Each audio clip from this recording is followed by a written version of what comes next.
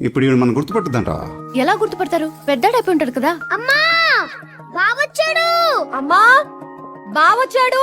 అమ్మా బావొచ్చాడు. పైనుంచి చెప్పే పనికి పరిగెట్టి రావడం ఎందుకే? ఎందుకు అరుస్తున్నావు? నీ పెళ్ళానికి వినపడట్లేదు. ప్యాంటేసుడు మర్చిపోయా? చింపేసుకుంటారా వేసుకొని చింపేస్తారా?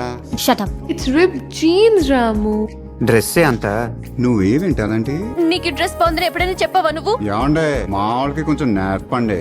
ఇంట్లో ఉన్న పూరి నచ్చదు గాని ఆ చపాతి మొహం మాత్రం కావాలి. ఏంటది? కుర్చీ. ఎందుకు అది?